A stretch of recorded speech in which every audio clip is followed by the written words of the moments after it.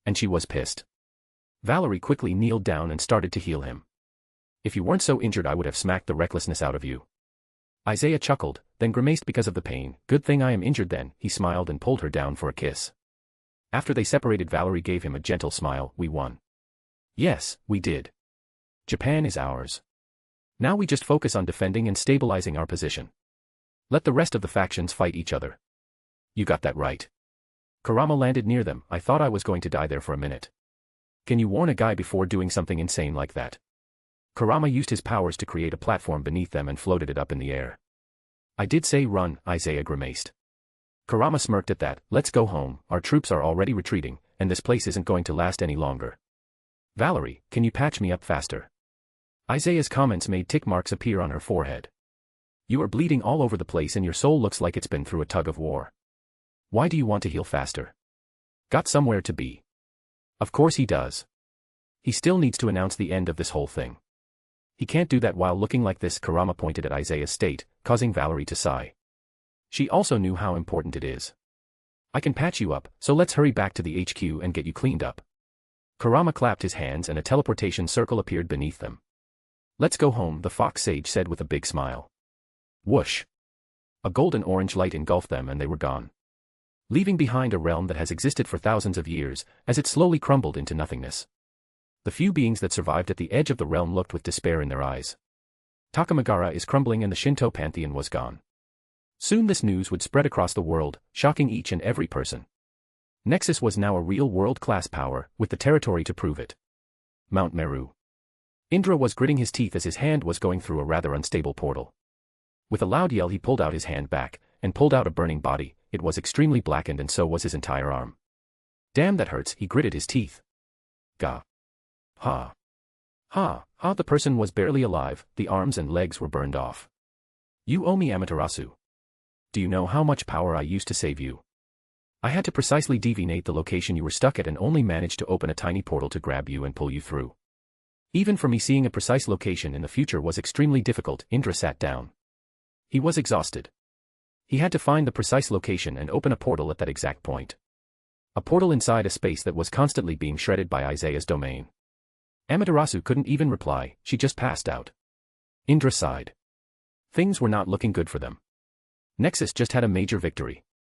The entire territory of Japan was theirs. The Shinto pantheon was extinct. Truthfully, he even contemplated killing Amaterasu now. But it was better to let her live, for now. Depending on the situation, they might just kill her and offer her head to Nexus as a peace offering. Sigh. Things just got a lot more complicated. And damn that Poseidon. The fool just had to rape Rias Gregory. Now Hades is stalling Lucifer and stopping him from killing the fool. What a terrible situation to be in. Indra stood up and started to walk. He was going to ask one of his fellow gods to help him heal the injury. Even with his power, it was impossible to heal something like this alone. The chaotic energy in his arm kept ripping the cells apart. He had used his divine energy to stop it from spreading. Shiva is going to love this. Indra clicked his tongue, speaking of gods of destruction. I wonder how Hades is faring against Lucifer. A/N. Title is Enuma Elish BTW. Opinions. Please. I'm not really satisfied with how the fights in the previous chapter went. But this is the best I got currently. If anybody has any better ideas, feel free to comment. Nexus has finally done it. They are now a true world-class faction. Wonder what will happen next. Find out in the next chapter XD. Chapter 116, Japan in Lockdown. This FIC is over on patrayon.com/alcoholic_panda. ko-fi.com/alcoholicpanda. Word count 1830. At. Underworld. Boom. Boom. Boom. Surzex in his true form was literally rampaging in Hades' realm. Everything that approached him was destroyed. Lucifer. Hades yelled out as he attacked Surzex. There is a reason why Hades is in the top 10 strongest and not Zeus. Hades is special even among other death gods, he has the ability to attack the soul directly. If you are not strong enough, you can't defend yourself against his attacks. Are the devils trying to start a war with Olympus? The skeleton yelled out. War. Surzex roared. Your brother raped my sister. Poseidon, damn you and your habit of thinking with your dick, Hades cursed on the inside. That fool better come out quick. And just on time Poseidon arrived from the palace of Hades, where he was being healed. Brother. I need your permission. Poseidon called out. Hades knew what he was asking. He was asking to use the water of the river Styx. The river where the souls of the underworld. I grant Poseidon permission to use his domain here. Hades called out, and almost right away Poseidon took some of the water from river Styx to battle Cersex. Cersex quite literally saw red when Poseidon arrived. There is no force on this earth that will stop me from killing you. Try it if you can, Poseidon glared at the Mao. When he was alone he could only run away. Now when the numbers are on his side, he was feeling a lot more confident about fighting Cersex. Poseidon. Stop goading him. Hades said telepathically to his brother. We can take him, Hades. Poseidon replied. You fool. You just had to rape the girl, even after I specifically told you to leave her alone.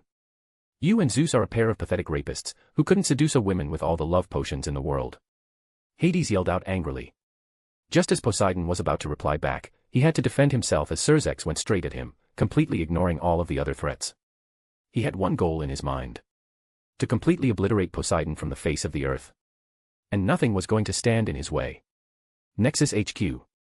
Asia and Valerie patching up Isaiah. Did you smack him? Asia asked as her hands glowed green. Valerie, who was next to her side, sadly not. He was too injured. Asia nodded. Well, he will be healthy enough in a few seconds. I'm still awake, you know. Isaiah said with his eye twitching as he watched them heal his wounds. Oh, we know. And there, Asia let out a sigh. The next second. Smack, smack. Two hands slapped Isaiah on the back of the head. Ow, come on, Isaiah winced. They didn't hold back with that. But it was still well deserved. Maybe you shouldn't do something so stupid again. Tiamat stood up from her seat. Didn't want to drag out the fight. Isaiah smirked at her. You want to smack me too? Tiamat smiled and leaned down to kiss him. Nope, let's just say now that we have our Lear, I'm feeling very hot. She looked at him with lust in her eyes. Hey. Get in line. Kuroka joined the fight. I want some dragon kittens too. I was here first, Valerie stood her ground. I met him first. Asia wasn't about to lose. The woman started to argue and the men wisely exited the room. Only Isaiah was laying down to conserve energy. Well, guess it's time to go. Isaiah struggled to get up. Where do you think you are going? The women turned towards him with a glare. We can talk about this later. Time to notify the world. Then we can deal with the rest. Isaiah slowly made his way to the table to get a drink. Call Gasper. He excels at these sort of things. We need this transmitted across the supernatural world. Already on it, senpai. Gasper's now deeper voice spoke up from the shadows. There was a single bat hanging from the ceiling. Say what you want about Gasper and his hobbies. He works fast when needed. And for God's sake, make the background look good, Isaiah grimaced. This has to be good, otherwise they will turn out to be a joke in the end. This is going worldwide. Of course. Do you doubt my skills? Now do you want a godfather chair or a king's throne? Hey, maybe we can even put a small son behind you to piss off the church. We are doomed, Isaiah sighed and just let Gasper did as he pleased. He had zero energy to deal with this kind of bullshit. Valerie, please control your kid brother. Valerie just gave him a smirk as she went and kissed him, no promises, with that she left the room to go look after Gasper. But not before adding a little more sway to her hips. Vixen, Isaiah smirked slightly. After a few hours Gasper had the whole room set up. A big intimidating throne made out of swords. Lots of lighting in the room. And a dark red, shadowy background. Which Gasper was doing with his powers. ANDD action. Gasper snapped the action prop. Isaiah looked at the camera. He was dressed better than what he usually wears and he had a cold and composed expression on his face. Greetings, I am Isaiah. The leader of Nexus. Some of you may know me as the demonic blade dragon. Honestly, he needs a better title. As you can already tell, we are forcibly spreading this message around the world. You most likely know that there has been quite a ruckus lately. A faction of evil dragons, gods, and evil gods have attacked the Biblical Alliance and Nexus. They have also tried to pit us against the Devil faction. Well, as of today, the Shinto pantheon along with Labdon, Apophis, Grendel, and Azidahaka no longer exist. Nexus has completely wiped them out. We rule Japan now. And as of now, any attempt to enter our territory without our permission will result in immediate execution. Isaiah left some time for dramatic effect. Oh, and as for the anti-Nexus faction, Nexus won't forget about what you have done. Run and hide, while you still can. And Gasper signaled that the video was over. Don't you think that was a bit too dramatic, Gasper? Isaiah sighed out. Hell no. Dio Brando lookalike yelled out, "It was perfect. I can't wait to see how people will react. Give me a few hours. I will hack into their connections, and for those that haven't got any, I'll just beam this video to them via holograms and magic. This is going to be so freaking awesome." Gasper left the room with the camera as if he was holding the Holy Grail. Ironically, Valerie, the wielder of the Holy Grail, was just shaking her head as she watched her little brother walk out. "Well, it's fine as long as he is having fun." Isaiah grinned. "Speaking of fun, I think it's time for some payback." He grabbed her by the waist and pulled her close. "That smack hurt, you know."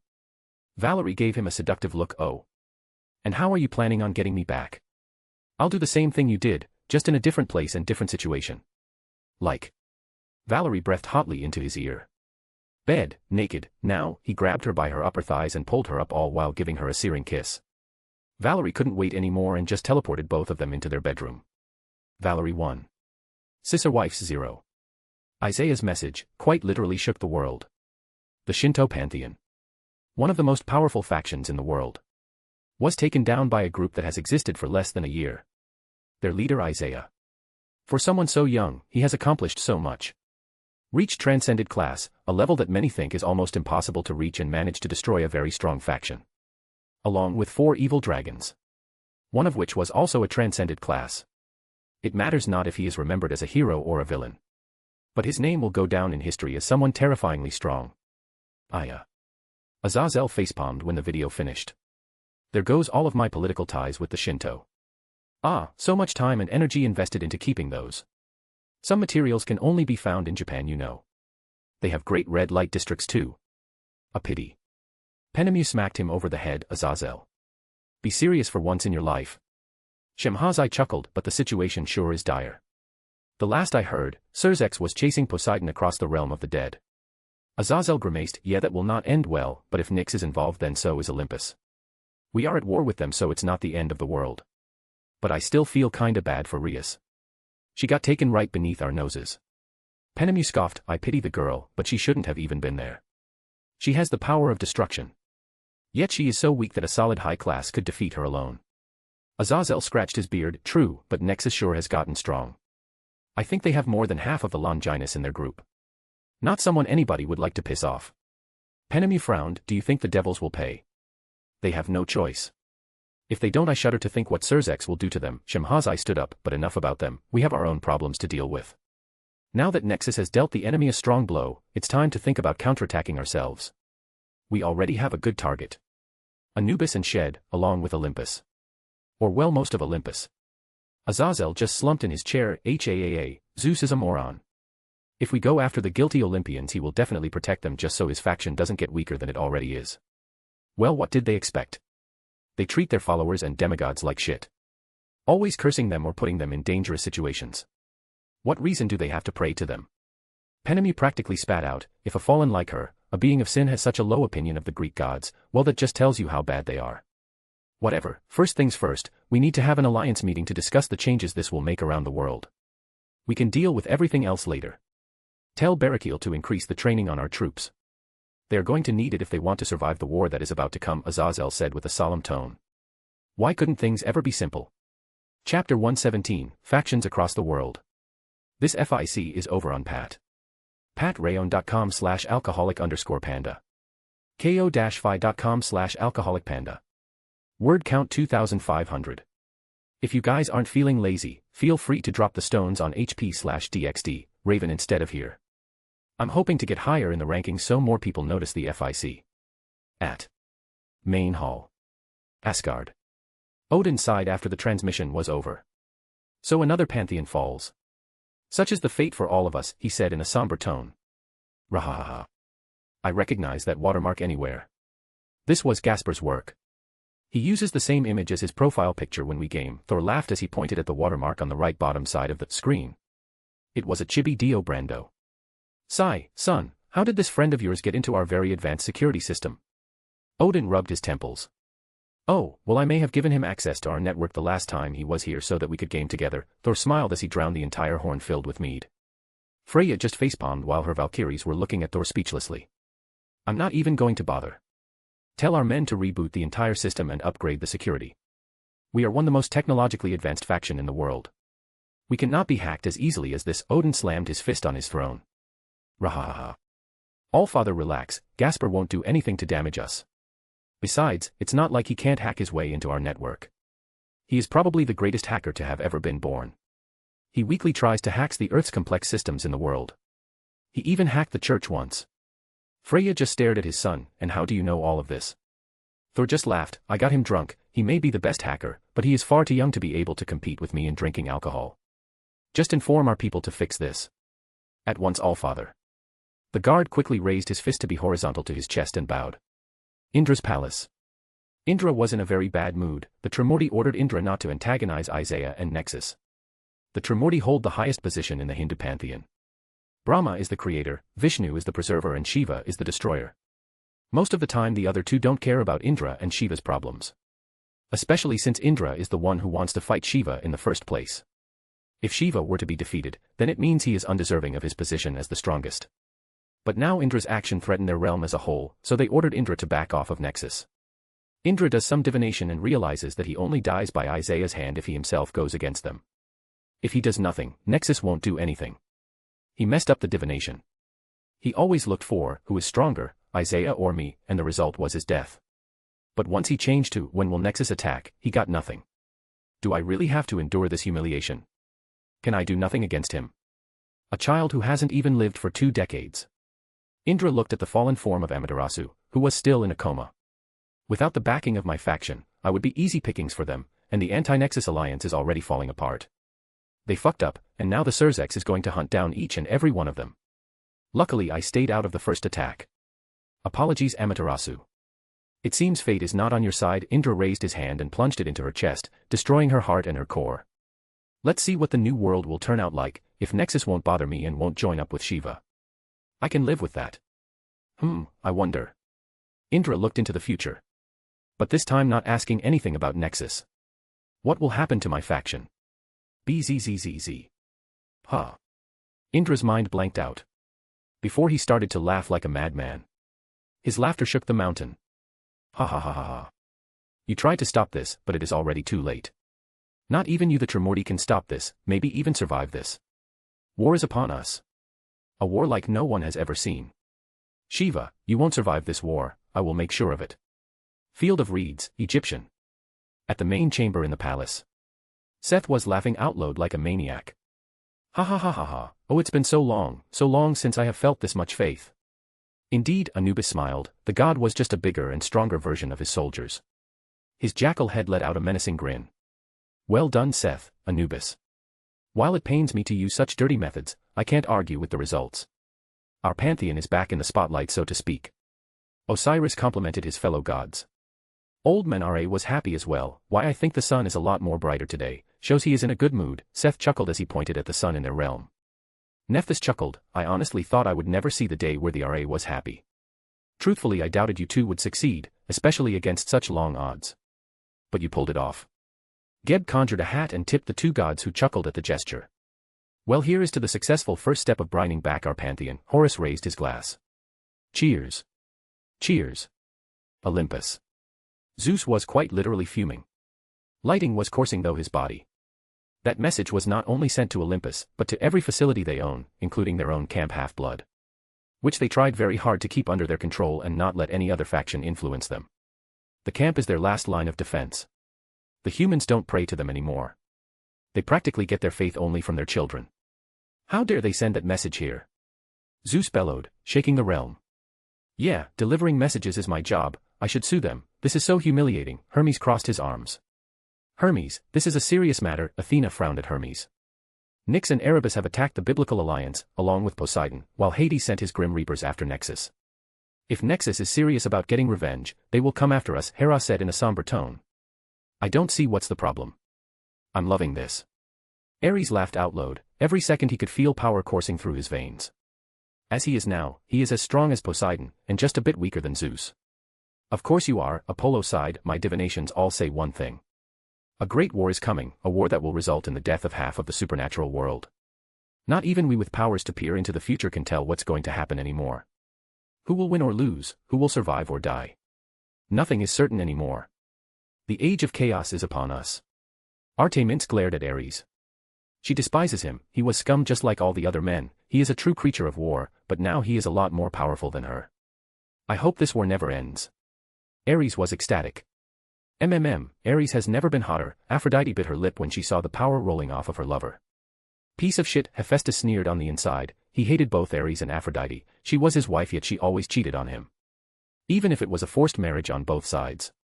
The fact that she didn't even try to hide it means she had zero respect for him. We need to make preparations for when they come. Zeus slammed his fist on his throne again. He seemed to be doing it a lot. Right now Nexus is stronger, so I should defend Olympus, but if Olympus starts whining, I need to fall back. I want to drag out this war as much as possible. And if the chance appears, strike down Zeus and grab the throne for myself. Ares had a crazy smile on his face. The other gods ignored him since this was normal for him. His heart beat faster and faster, power spread through his body like liquid fire. Let the flames of war spread. Until they consume the world and make me king. Underworld. Lucifad. They really did it, Seraphol said as she speechlessly looked at the report. It was one thing to see the video, it was another to hear the report the last of the devil spies in Japan sent out before they were taken out. She was with Rias and Sona and their peerages. She was playing bodyguard for them. Naturally she would do it for Sonatan anyway. The kids were speechless. As soon as the video ended they were just lost in space. Especially Rias. The pretty boy knight that she didn't think much of was now the ruler of Japan. Nasan, Seraphol looked to Sona, surprised how calm her sister sounded now. What happens now? Nexus took over Japan, their fight is over. But what about us? Seraphol suppressed a smirk, she was really proud of Sona, she had a good head on her shoulders. War. No matter the reason, they attacked the Alliance and kidnapped one of our own, not to mention the rape. Rias flinched, clenched her fists and bit her lips. Aquino quickly grabbed her hand to calm her down. Olympus is going down, together with the Egyptian pantheon and anyone who had to do with the attack. We can't afford to look weak now. What about others? The Alliance and Nexus are in an unstable state now. Will the other factions in the world sit back at this opportunity? Tsubaki said from behind Sona. She planned this with Tsubaki beforehand. Bonus points for Sonatan, Seraphol sighed, no they won't. After we pay Nexus and get Graphia and Milicus back, we will most likely start to massively recruit soldiers from the population. Every house will be forced to go to war. This will be much bigger than even the Great War between the three factions.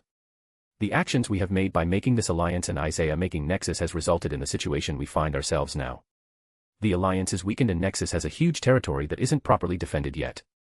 This is a far too tempting target to not take action. In my opinion, this will most likely result in a battle royal. The world is up for grabs. Nobody will be able to stay on the sidelines. That's what's coming. And everybody knows it. Sona, Rias. Both girls looked at Seraphol who had a completely serious expression on her face. There is no guarantee that any of us will be able to survive through the war. I suggest you start training, you train like you can feel death over your shoulder, because now, if you screw up even once, there is a good chance you might die. Both girls and their peerages shivered. Sarah sighed and went in front of Sona and hugged her. Sona was stunned, Seraphol always just jumps at her and tries to smother her, but this was different, it was sad. The day you were born I swore to protect you with my life, and I intend to keep that promise, but there is a chance that it will not be enough. So you train Sona, you train until you drop. Do you understand? She cupped Sona's cheeks. Yes. Naisama, Sona nodded with a determined face. Good. Seraphol nodded because you might really hate me after this. We start training tomorrow. Go and rest for today. It's been a stressful day. She nodded and all of them left the room one by one. A few minutes later Ajuka and Falbium teleported into the room. Ajuka, Falbium, give it to me straight. What are my odds? Seraphol said in an exhausted tone. Ajuka and Falbium also slumped. Our army is a mess. The survivors from the attack are recuperating. We lost a chunk of our soldiers to Anubis's army. We need to start recruiting immediately. I'm going to need a lot of money. That brings me to our next problem. Fucking politics with these imbeciles. We are going to need to offer them something good for them to stay and fight. We can't just go killing them off, or we will have another rebellion on our hands. The irony. Us four. Surzex has power. I have knowledge, Falbium has defense and you Seraphol have strength. Oh, and might I compliment you on how well you have kept that little fact hidden. Ajuka smirked at her. There are only a few people in the world who know of that tiny little fact. She was the strongest Mao. Physically she was stronger than any one of the Mao. She has trained hard to keep her position as Mao. In the Civil War she always fought as a magician, creating an ice zone with a lot of ice fog. That's because she used the cover to rip her enemies apart. Even after the war she made her TV show starring herself as a magical girl. This was to make a good impression on the young devil children and to further enforce the idea of her being a mage-type fighter. Which she was, and she was damn good at it. But she had the build, perfect for close-range fighter. Sarord wasn't the first devil to take his body to the peak, not by a long shot. Ajuka's tone turned serious, and yet all of us must play nice or we will end up exactly like the previous Maos. Sarah sighed, even after I quit they are still causing troubles for me. Honestly, if I thought Sona would be safer I would have just taken her and dropped her off at Nexus. But, her leaving my sight is unacceptable. And I don't exactly trust Isaiah to hold any goodwill towards us. Beep. Beep. Beep. Ajuka opens a holographic screen and reads the report he just got. Surzex is asking for reinforcements. It seems that after Poseidon and Hades couldn't hold him off on their own they called for help. Seraphal stood up. I'll go. Right now we need to make an impression. That the devils are still a force to be reckoned with. And we need to make an example out of Poseidon. Falbium dragged himself out of the chair. I'm going to start some army drills. Ajuka, I'll leave the council to you. Honestly, if they won't listen, just kill them. The fallout will be catastrophic. But just share the truth. This war will be like nothing the world has ever seen. If they think they can survive on their own, they are free to leave. Let's see how they handle that news. Ajuka looked thoughtful. That might actually work. Seraphal just facepalmed and left without saying a word. She wasn't a Mao anymore. Let Graphia deal with this bullshit. A/N. Okay, so according to some sources Indra is not a person, it's a position that changes every Manvantara. In each Manvantara, 7 rishis, certain deities, and Indra, a Manu, and kings, sons of Manu, are created and perish. This just confuses me even more. I have no idea how the real hierarchy goes, but I'm putting the Trimordi above Indra, the person, in this FIC. I changed it up a bit for Seraphal. I thought I would be funny. Since technically, Surzex and Ajuka are far better mages than her. Ajuka has more spells while Surzex is a one-trick pony. Just destroy everything. What do you think? Just share your thoughts. I need some feedback. Chapter 118, True Seraphal. We are close to the end. Patreon.com/alcoholic_panda. ko-fi.com/alcoholicpanda. Word count 1800. Realm of the Dead. Despite being outnumbered, Surzex was holding himself very well. In his true form he just destroyed anything and everything around him. Grim Reapers were being erased just by being in his presence. Persistent bastard, Poseidon cursed out as he kept running away. His situation was a blessing and a curse. Surzex was dead set on killing him. Poseidon was severely injured and he had already lost an arm, and a chunk from his stomach. But the most important fact alone that they were capable of injuring Surzex. Due to his anger, Surzex just kept chasing Poseidon, allowing the others to strike him. But if Surzex stopped, Poseidon would just leave. Hades used this to call even more reinforcements. Intending to trap Surzex and do some serious damage. His Grim Reapers have slowly been gathering death aura from around the realm near them and have been concentrating it at the area where he was fighting Hades. If I have to sacrifice Poseidon, so be it. I can always bring him back in a few centuries, Hades thought to himself as he watched Surzex chase Poseidon with rage in his eyes. He was quite injured himself. Many of his bones were cracked and seemingly being held in place by black-green mist. If he had real flesh as a body, he would probably be bleeding all over the place with various injuries all over him. The reason they were able to drag this fight so long was because of the 1,000 Grim Reapers from Ultimate to mid-class that were with them. They created barriers that slowed down Surzex for 1 second, allowing Poseidon to escape certain death. Surzex had already killed 400 of them just from lashing out. Each time Poseidon got away he flung his hands and dozens Grim Reapers died. I never expected Surzex to be this powerful in his true form. If I were to fight him alone he will easily be able to defeat me. Guess they weren't lying when they said he is stronger than the original Lucifer. That guy was a pain, but Surzex isn't 10 times stronger than Lucifer, stupid devil propaganda. But currently he is stronger than the original. Destruction is such a troublesome power to fight against. Though I have no right to complain as a death god, having domains over death and soul. Quite frankly, the most useful person in this war has been 8. Hades mused, he was quite sure the goddess had hidden herself around here somewhere. 8 was the goddess of mischief, delusion, ruin, and blind folly, rash action, and reckless impulse. The Holy Emperor lost an arm, and now she was even affecting Surzex. If it wasn't for her twisted personality I would have respected her a lot more. She is one of the few gods in this world who never stopped improving themselves. She is responsible for quite a few incidents over the last few hundreds of years, causing quite a few diplomatic incidents. All it takes is a bit of nudge from her and some diplomat does something very stupid. Hades narrowly dodges a long-range blast from Power of Destruction. I shouldn't get distracted like that.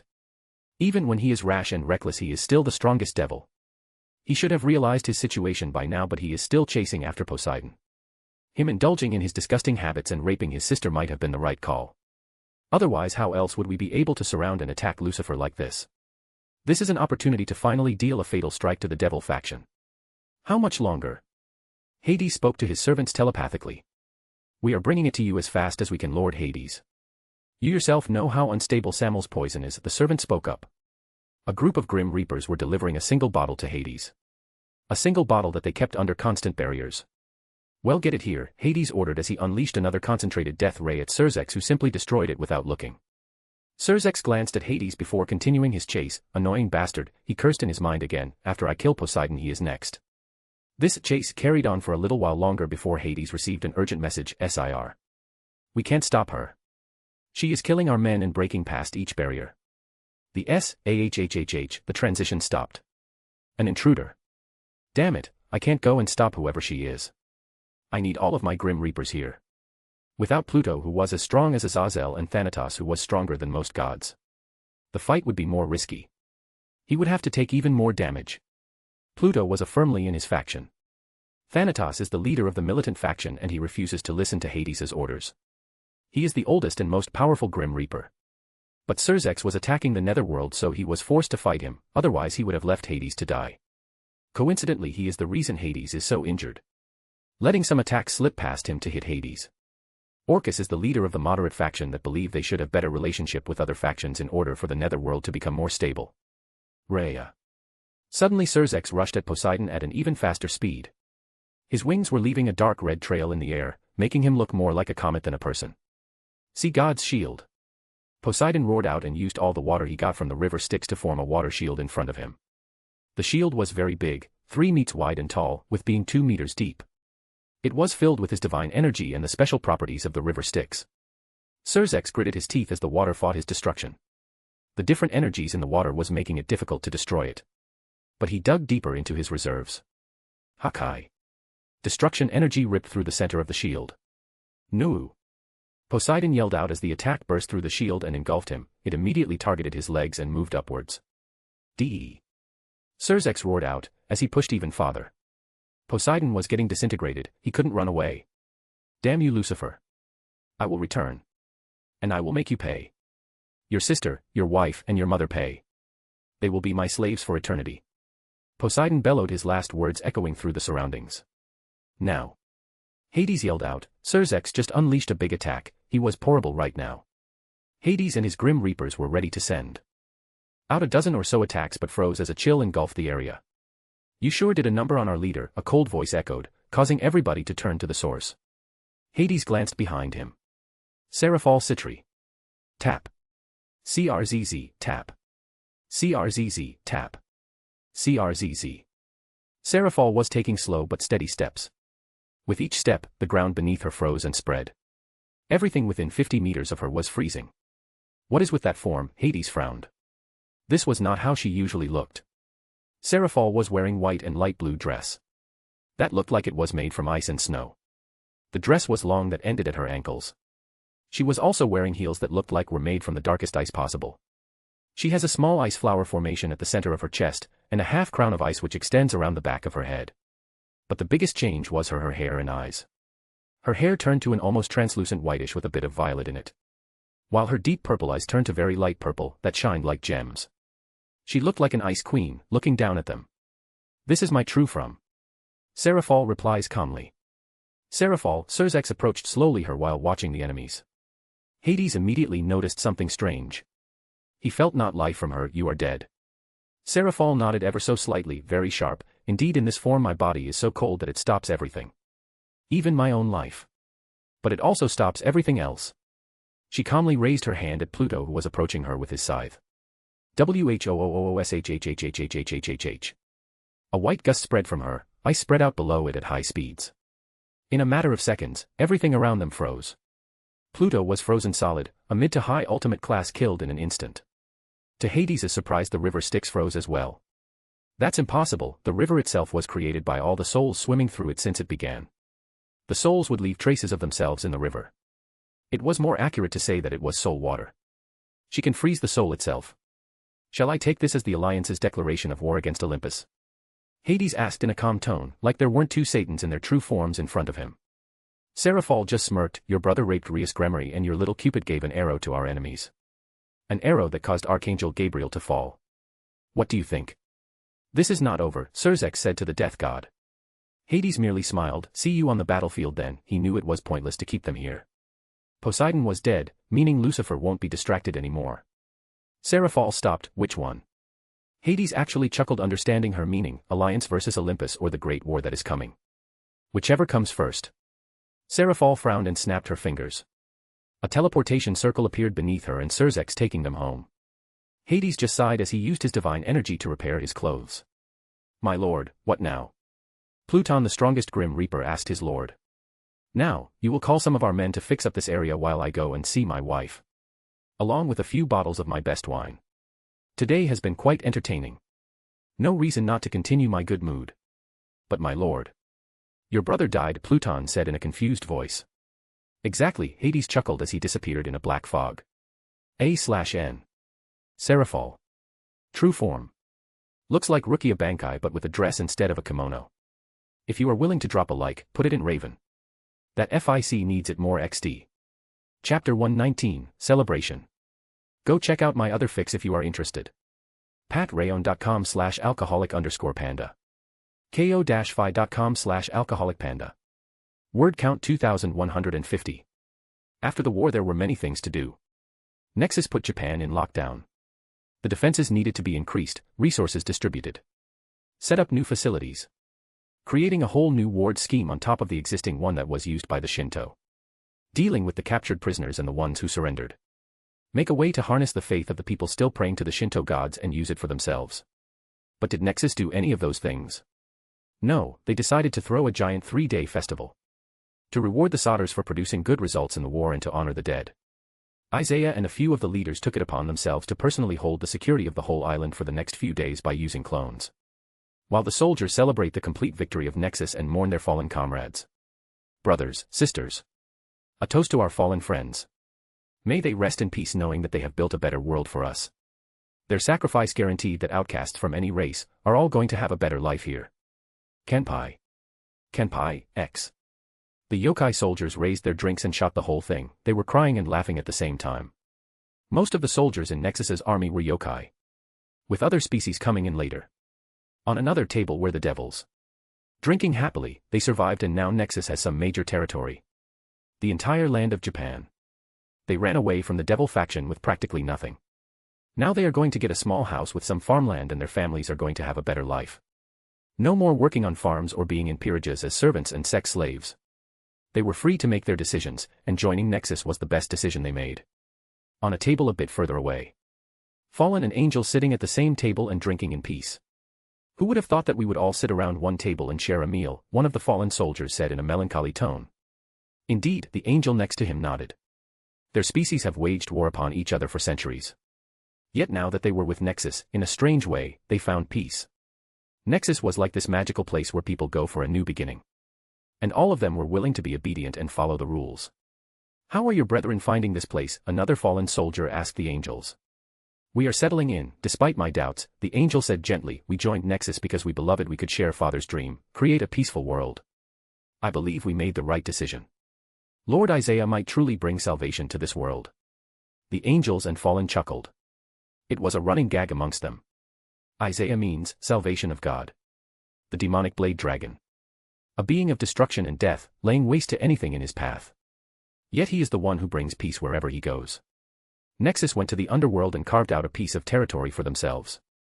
The ordinary and reincarnated devils currently living there have the best living situation in the entire underworld, compared to others who are in a similar situation like them. They have homes, stable income from the jobs Nexus made. Their children are actually receiving good education and have a good future, taxes are within a reasonable range and slavery is forbidden. It was ironic what a teenager had accomplished in a few months yet heaven couldn't do in thousands of years. Heaven was too reliant upon the faith of humans. That's how the church got so much power. Even more after God died. Heaven did everything they could to stop the system from falling apart. Even betraying their own followers, sacrificing them for the greater good. Like Asia. And look how that turned out for them. They got a petite berserker whose fists cause explosions and she has one hell of a grudge. How are the devils faring? Well, they are handling it pretty well. They make most of our forces aside from the yokai. They left the devil faction for a better life and this war was a way to prove themselves to Nexus and get more benefits. Well, the same could be said for all of us. Amen to that, a cocky fallen grinned. OWW, the group of devils that were near them flinched to that. Causing the angels and fallen to burst into laughter. You ass, one of the devils yelled out. Sorry, the cocky fallen raised his hands in a non-threatening manner. Here, as an apology, next round is on me. And just like that the situation was fixed. On the balcony of the HQ the generals were observing the scene and many others like it with proud looks on their faces. We really made something special, haven't we? Valerie said with a gentle smile. Yeah, sometimes I just can't believe it myself, Veldora nodded. This was one of those rare moments where he was serious. Kurama took a deep breath from his tobacco pipe and let out a long puff of smoke. Well, open your eyes and believe it, Otaku Dragon. In less than a year, we together have built a massive multiracial organization, occupied Kyoto, then we took a chunk out of the devil's territories and now we have crushed a faction that has been a powerhouse in the world for millennia and occupied its territories. We have created something great, something no one has done in history, well as far as I know. Tiamat chuckled at that. Well, I can guarantee that nobody has done anything close to what we have accomplished in a single year. I should know. Oh, and Veldora, if you make a comment about my age I will punch you so hard that you will hit the moon. She smiled sweetly at the Otaku Dragon who got a cold shiver down his spine and quickly closed his jaw with a loud snap. He had been seconds away from shooting himself in the foot again. Pity, I was looking forward to seeing that, Chiron/Kaneko commented with a pout. All of the others laughed at that. Isaiah looked at the scene fondly. All of his efforts, all of the tortures hours, training day and night. Chasing after power like a madman. It paid off. He had his friends and lovers with him, standing by his side as they made history. He was proud of them and grateful for sticking with him even as they waged war on the Shinto pantheon. He suddenly had a thought, how long until we can stabilize the realm where Takamagara was? Everybody turned to Rose since she was now the resident expert on space magic. Give our teams a week or two. I managed to protect the core of the realm so that it wouldn't completely fall apart. After we have stabilized it somewhat, then it's up to Tiamat and all of the others who will absorb the divinities we got from the gods to link themselves to the realm and provide enough power for it to start to grow. Once it completely stabilizes and grows a bit, all the others who don't have divinity can link themselves to it to speed up its growth. Damn, that would be sick, Dino commented, an entire realm all to ourselves. Interesting, it works on a similar principle than Alfheim, Gloxinia commented, seemingly very interested in the subject. I wonder how it would turn out. Misaki snuggled closer to her boyfriend. I hope we can get water in there. I want to make a giant water bubble filled with sea creatures, Ingvild said cheerfully. So what comes after this? Gasper asked. The tiny short damper was unrecognizable. Except for his height, which was still increasing, he currently looked eerily similar to Dio Brando. It is said that devils have some shape-shifting abelites if they desire it enough. There have been cases where women grew larger breasts. Or men growing in size, both in height and down there. Gasper was experiencing puberty and his magic was shifting him to look like his idol. This might have been considered weird by anybody else. But since when was Isaiah and his team normal? Next. We party and relax. After these 3 days are over then we worry about the future. But if I had to guess what's about to happen, then it would most likely be a baby boom. Baby boom. Zenobia tilted her head, unfamiliar with the term. Naya ha ha ha, Kuroka started to laugh. That sounds about right.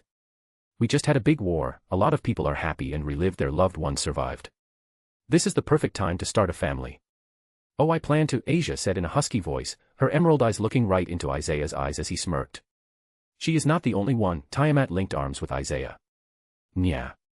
I'm not getting left out, Kuroka jumped on his back. Rose, Zenobia, Valerie and Chiron weren't about to be left behind. Isaiah laughed loudly as he looked at the other generals. You guys enjoy yourselves. It's time to relax and heal. After these 3 days we are going to be as busy as ever. Whoosh X8. Isaiah and his lovers disappeared. It was clearly obvious what they were going to do. Well gentlemen, I wish you a good night. Riser drowned his glass and left with a smile. Dino turned to Meredith but before he could even say anything his lover kissed him deeply and shut him up. After a moment she leaned near his ear and whispered, she used magic to make sure nobody could hear her. I hope you're not planning on sleeping tonight, because I plan to go on all night long. Dino was speechless for a moment before he picked up Meredith and a Princess Carrie. The girl let out a cry of surprise at his action.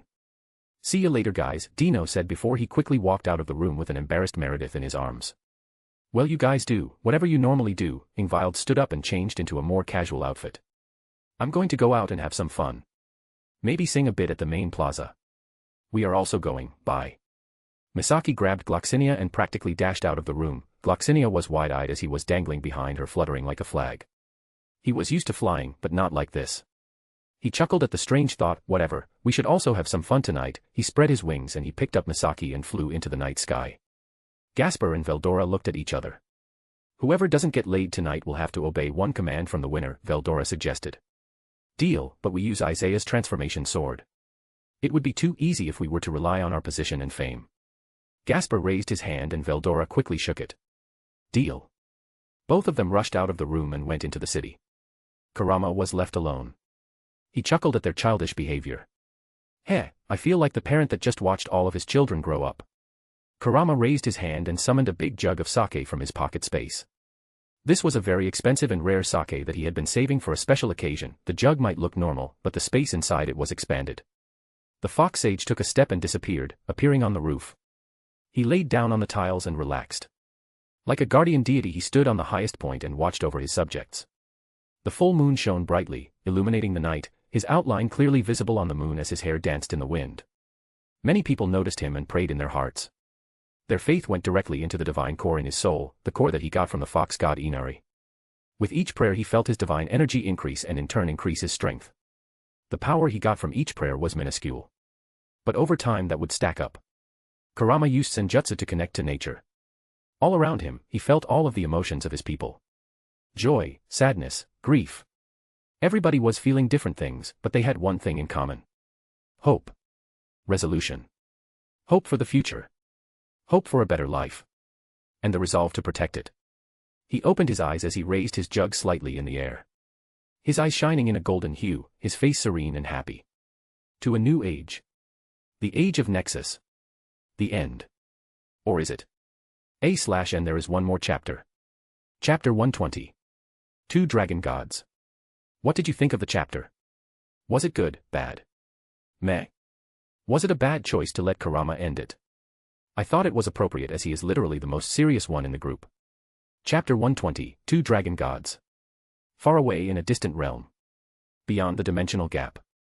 A distant world filled with semi-mechanical sentient beings. The world is called Eviatold. The leader of this whole world and all of the worlds this species has conquered is the middle brother of the three strongest beings of this race. Melvazoa. The conqueror of worlds. The conqueror was planning on how to defeat Receptoris, spirits, and Atold. His brothers and generals are doing well. It is only a matter of time before they are victorious. But it's taking too long. He was getting bored. But then one of his men came in to report something. My liege. One of the tiny worlds we dismissed as acceptable targets for invasion due to their low level has disappeared. Melvazoa was slightly surprised at that. Disappeared. A world doesn't just disappear. Did it explode? Was it destroyed by someone? No, my liege. It just vanished from all of our surveillance. Interesting. We delayed going to that world due to their weak population. We need them to get stronger to get the best value from them. But if they are capable of hiding from us, then maybe that world is ready. The king mused for a bit before raising his head. Send some scouts. If that world is still there, then start making preparation to invade it. As you wish. The soldier quickly turned around and left. Melvazoa leaded back into his throne. I hope this world can at least provide a bit of entertainment. Back to the world of DxD/Draconic Deus. Great Red was flying through the dimensional gap. It has been a week since his deal with Isaiah. As a dragon god, and someone who spends his life in isolation, Great Red perceives time differently. After he got the dragon apple wine, he had a specific spot in mind where he wanted to drink it. Deep in the dimensional gap, one of his favorite places to go and enjoy himself. Traveling a week or two to him is like walking a few minutes. With a loud roar, Great Red opened up a portal and finally arrived at his destination. Compared to the rest of the gap, where in every direction, there is a mix of iridescent colors. This place was different. It was a big sphere with mostly black with a few other dark colors like dark blue or dark violet. This was a special place he found in the gap. A blank spot, where there was no space. Absolute nothingness. Great Red theorized that this is where Ophis and he were first born.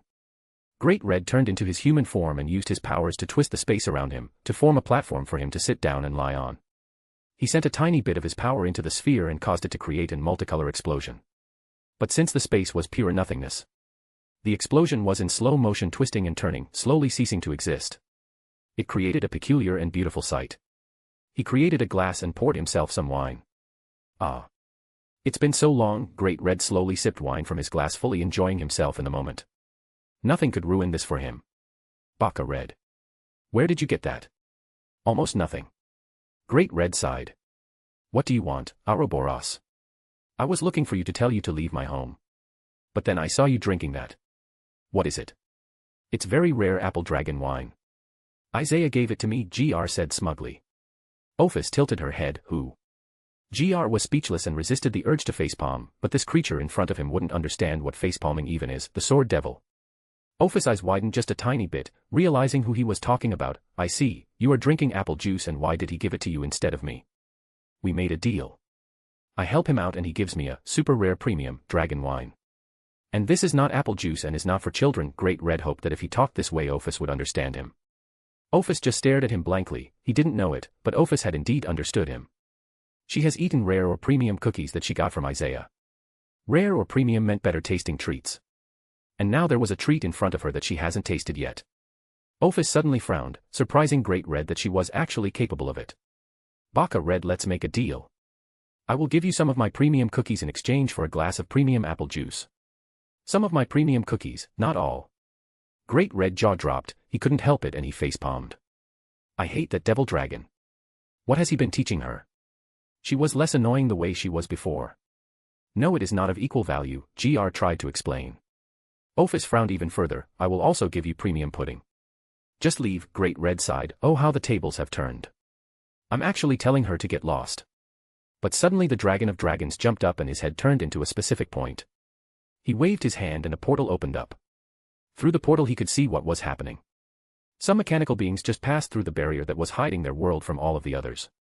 The Eevee had found them. Great Red stared speechlessly as he lost his grip on the bottle. Fuck. Luckily Ophis was there to catch it and her eyes widened in joy as she smelled the delicious aroma of the wine. Great Red ignored Ophis completely. How did they find us? I hid this world completely. There was no way they could have found us. Unless they already knew where we are. Damn it, Isaiah theorized they found this world due to the Trihexa incident causing such a large stir. But what if they already knew where we were but ignored us? And Trihexa gained their attention? Fuck no. I am not dying to some overpowered evil god. I am not getting one shot. Not in this reality. I need to find the sword brat. Fuck the factions and their petty wars. If they don't stop fighting, I'm going to personally wipe them out. They will either help against the invaders or they die. My old bones are not ready to die just yet. Great Red shifted into his dragon form and opened a portal. He needed to get back near Earth and contact Nexus. Ophis started blankly at Great Red's exit before turning her attention to the big wine bottle in her hands. The 3L wine bottle was more than half her size. Do I drink this right away? Or do I need snacks to go with the apple juice? Sword Devil always said snacks go with juice. But what snacks? I'll just ask the Sword Devil again. Ophis disappeared into nothingness and she also left to go and find Isaiah. Ironically leaving behind the one thing that she had always wanted. Silence. A/N. Word count 1250. 2 dragon gods are coming for him. Both with completely different reasons. One carrying the fate of the world, the other carrying the fate of his life if he doesn't give her the right snack. Find out next time on DxD, Kiba Book 2. Finn.